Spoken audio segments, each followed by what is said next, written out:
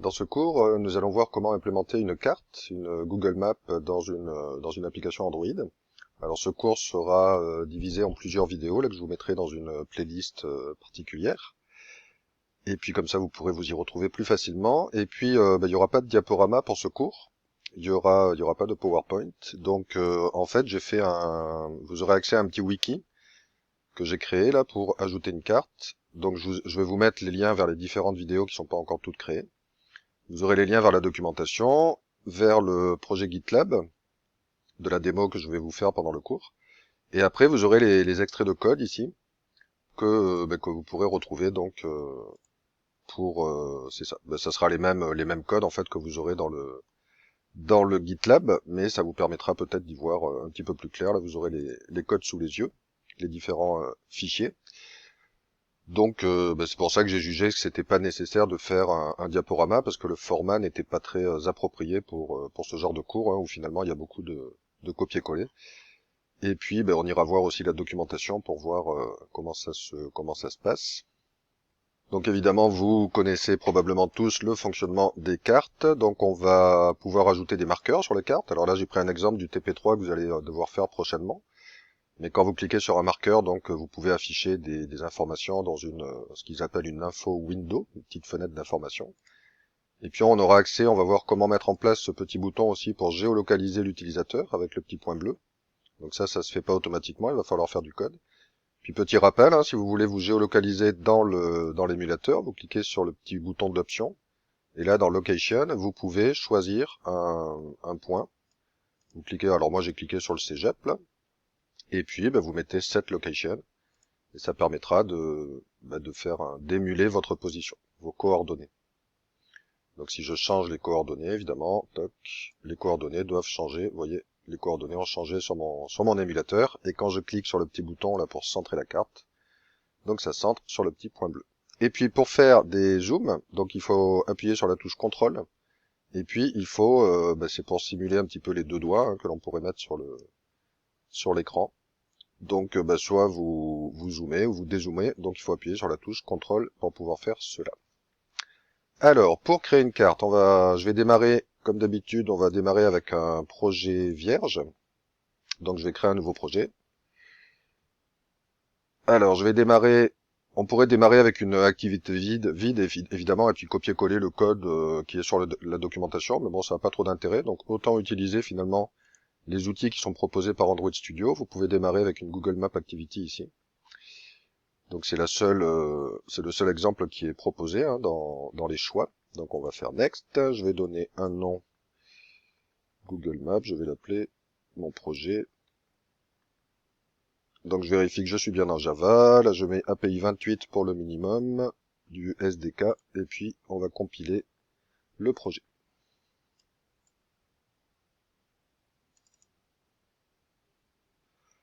Bien, donc on voit que le projet est créé. Donc j'ai mis sur pause parce que c'est un petit peu long. Et puis, quand on crée un projet, donc quand on crée une map activity, il nous ouvre automatiquement un fichier XML qui s'appelle Google Maps API. Et on voit que ce fichier XML, en fait, il est dans le dossier debug. Donc alors ici on le voit pas trop, mais c'est marqué entre parenthèses. Si vous allez dans Project plutôt que Android et que vous cherchez le fichier, donc ce fichier-là, vous cliquez ici pour l'avoir automatiquement dans l'arborescence. Vous voyez qu'on est dans le dossier App, Source, Debug. Et on est dans les values ressources debug en fait. Et là, il y a un seul fichier qui est le Google Maps API et qui va nous permettre d'insérer notre clé d'API ici. Parce qu'on ne peut pas utiliser une carte, une Google Maps sans clé API. Donc il va falloir aller la configurer. Donc je vais me remettre en Android. Alors pour nous faciliter la tâche, Android Studio nous propose directement un lien où on va pouvoir cliquer dessus. Ça va nous ouvrir la console développeur de Google. Et puis, ça va directement mettre alors ça, c'est votre numéro, votre certificat qui identifie votre application. C'est un code unique. Donc, vous voyez ici, il vous crée directement le lien avec le nom du package aussi, là. Donc, ça va vous faciliter la clé d'API parce que sinon, c'est un petit peu pénible à créer, là. Et si vous voulez connaître donc le certificat, alors c'est un certificat, ils appellent ça le certificat fingerprint, SHA1. Donc, votre certificat est ici. Donc, vous avez besoin de ce certificat quand vous voulez créer une clé API. C'est ce qui va, comme ça, votre carte, en fait, elle ne fonctionnera que sur votre application. Donc c'est une sorte de protection. Donc on y reviendra là-dessus. Donc ce qu'on va faire, c'est qu'on va cliquer, alors vous pouvez faire CTRL-clic sur le lien, et ça va vous ouvrir votre console Google. Alors il va falloir vous connecter, évidemment il vous faut un compte Google, hein. Et puis il va vous falloir, si jamais vous n'êtes pas connecté à votre compte Google, il va falloir vous authentifier. Donc moi en principe je suis déjà connecté sur mon compte Google, donc il va directement m'ouvrir, vous voyez la console Google API. On va attendre un petit peu. Voilà, donc là vous pouvez soit choisir un projet existant, soit créer un nouveau projet. Alors je vais créer un nouveau projet.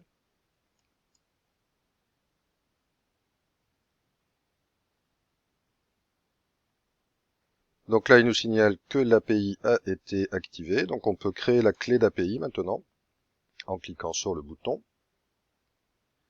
Et puis il va nous générer la clé et on n'aura rien d'autre à faire. Voilà, donc on a une clé qui a été créée. Alors le projet s'appelle My Project par défaut, vous pourrez changer le nom. On va y revenir. Donc ici, vous avez votre clé API, vous pouvez directement la copier en cliquant là-dessus. Puis ici, vous cliquez donc sur le petit icône pour modifier la clé. Donc ici, on voit qu'il a bien configuré que c'est restreint à une application Android. Et après, on limite l'utilisation à notre application Android. Donc là, ça met le nom de notre package avec notre clé SHA1. Donc si jamais vous téléchargez ma démo sur GitLab, votre carte ne va pas fonctionner parce que vous n'aurez pas l'autorisation de votre application. Donc il faudra prendre votre clé SHA1, votre certificat. Il faudra cliquer ici sur ajouter un élément et ici vous mettrez donc le nom du package de l'application. Et puis ici vous mettrez votre clé. Parce que même si vous téléchargez ma démo de GitLab, ça va pas télécharger ma clé. Vous aurez votre propre clé dans Android Studio. Alors comment trouver votre clé dans Android Studio? Alors soit vous avez démarré un projet puis elle est affichée ici dans Google Maps API. Mais si jamais vous téléchargez ma démo de GitLab, ici vous allez avoir mon certificat et non pas le vôtre. Donc si vous voulez trouver votre certificat qui correspond à votre application en fait, il faudra cliquer sur Gradle ici, sur la partie droite. Et puis dans les tâches, vous devriez avoir, donc dans les tasks Android, ici vous avez la tâche Signing Report. Donc vous cliquez 2 fois dessus. Ça va vous ouvrir la console. Et ça va vous montrer vos différentes clés en fait. Et celle qui vous intéresse, ça sera celle-là. Donc il faudra prendre cette clé. Et il faudra venir la copier dans votre compte développeur Google. Voilà, donc il faudra la copier ici. Et là, mettre le nom du package de votre application. Donc encore une fois, ça c'est si jamais vous téléchargez ma démo de GitLab. Et que vous avez besoin d'utiliser ma démo. Ça, vous n'avez pas besoin de le faire. Si jamais vous créez un nouveau projet comme je viens de faire, automatiquement, votre clé se retrouve ici. Alors après, vous pouvez laisser ne pas restreindre la clé ici, il n'y a pas de souci. Et puis, bon, là, j'enregistre, mais j'ai pas fait de modification. Donc, c'est ça. Donc, ce qui vous intéresse, là, c'est de copier cette clé. Et puis, si vous voulez changer le nom de votre projet, en principe, en cliquant, donc ici, dans les menus, là, vous devriez avoir, alors, ça doit être dans les libellés, ou paramètres plutôt, il me semble. Voilà, ici, vous pouvez changer le nom de votre projet. Donc, je vais mettre Google Map Test. Voilà, comme j'ai plusieurs projets, ça me permettra de... Et puis, voilà, on enregistre. Ah, il veut pas. Est-ce qu'on peut mettre des tirets? On peut pas mettre l'underscore. Voilà, donc vous cliquez sur le menu, vous allez dans IAM et Admin, Paramètres, et vous pouvez changer le nom de votre projet si vous le souhaitez. Et puis, là, je vais retourner donc dans API et Services, Identifiant, et donc vous avez votre clé qui est ici. Donc je copie la clé, je reviens dans Android Studio, alors je vais fermer ça. Alors ici, maintenant, pour mettre la clé, il faut tout simplement la copier-coller ici. Voilà. Et c'est tout ce qu'il y a à faire. Donc maintenant, je peux fermer ce fichier. Et puis, on va voir un petit peu donc les fichiers qu'il nous a créés. Alors, il nous a créé une activity qui s'appelle map activity. Et puis, dans les layouts, on voit qu'on a un activity map.xml. Alors, dans le activitymap.xml, on a directement, vous voyez, un objet, un widget map. Alors en fait, ça, c'est un fragment.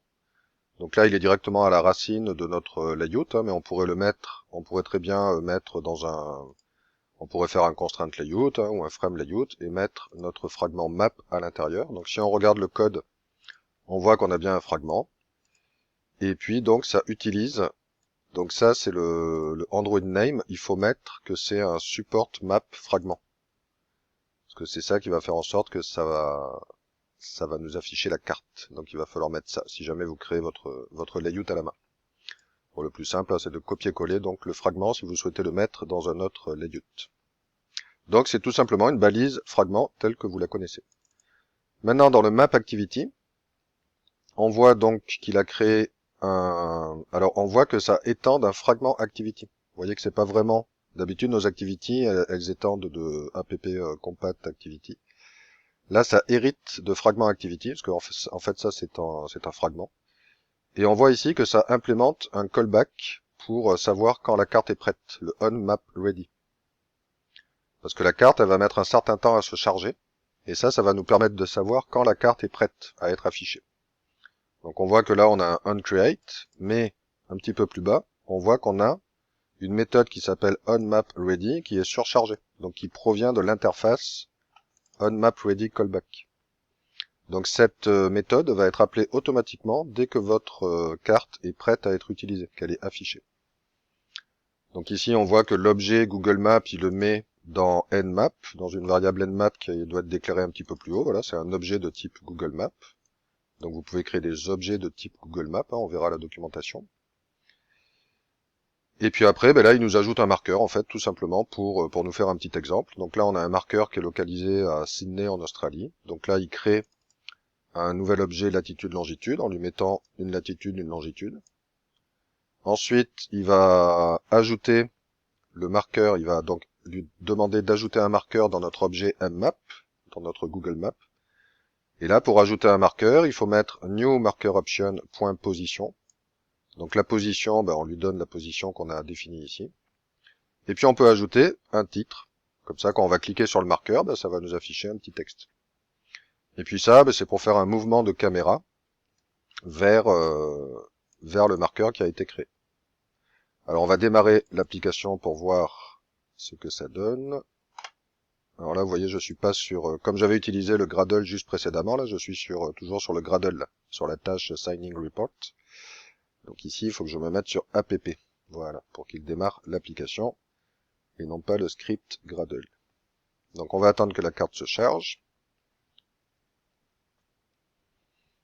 Ok, donc la carte est bien chargée, et on voit qu'elle est centrée automatiquement sur le marqueur sur Sydney, puisque là, il y avait le Move Camera.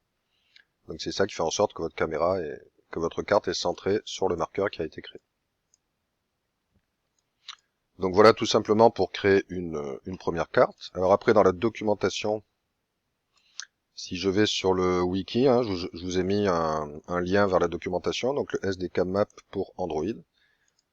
Donc vous pourrez regarder évidemment, il vous explique à peu près ce que je vous ai expliqué là. Donc là vous avez le Quick Start hein, pour démarrer, un petit démarrage rapide pour créer la carte, pour implémenter la carte. Donc dans l'exemple ici, on voit qu'ils héritent pas du fragment, mais qu'ils héritent de app compact activity. Donc il est tout à fait possible hein, d'utiliser une carte dans une activity plutôt qu'un fragment. Mais ici, vous avez toujours le onMapReady callback hein, qui permet donc d'appeler la méthode onMapReady. Donc là, c'est l'exemple que vous aviez dans Android Studio. Et puis, alors vous pourrez regarder tout ça, et puis après vous pourrez regarder MapObject. Je vous ai mis un lien là-dessus aussi. Alors ici, vous vous retrouvez dans ce menu ici. Alors vous pourrez regarder le premier et le deuxième, qui peuvent être intéressants. Et ben là, c'est pour ajouter la carte sur une... vous avez le détail hein, pour ajouter la carte sur une application, ou ici vous avez le code pour le fragment, donc le code qui est pour le layout. Alors après, ça on l'a pas vu, mais on va le voir, et puis ben, c'est ça, vous pourrez regarder tout ça hein, pour voir un petit peu comment ça fonctionne, bien qu'on va pas tout utiliser, mais peut-être que plus tard vous aurez besoin de choses qui sont là-dedans, donc il vaut mieux regarder la documentation officielle. Donc je retourne dans le code puisqu'on a vu le callback donc onMapReady, mais on n'a pas regardé un petit peu plus haut. Dans le onCreate, en fait, si on veut que la carte fonctionne, il va falloir faire appel à l'objet supportMapFragment. Donc c'est cet objet que nous avons dans notre fragment ici. Vous voyez que ici il y a le supportMapFragment.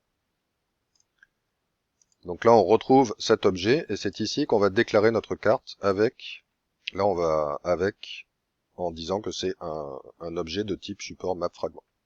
Donc il faut utiliser le getSupportFragmentManager et mettre l'ID donc de la map qui est ici. Et puis après, on fait un getMapAsync, et c'est ça qui va nous permettre d'appeler le callback quand la carte est prête. Donc vous voyez que là, il y a marqué onMapReadyCallback this, donc c'est l'implémentation que nous avons ici. Donc si je fais un contrôle-clic sur RIDMap, je me retrouve évidemment dans le fragment de ma carte. Donc c'est ça, je pense que je fais le tour là pour afficher une carte. Donc je vais faire d'autres vidéos maintenant pour voir comment afficher des marqueurs ou comment afficher plusieurs marqueurs et comment localiser l'utilisateur.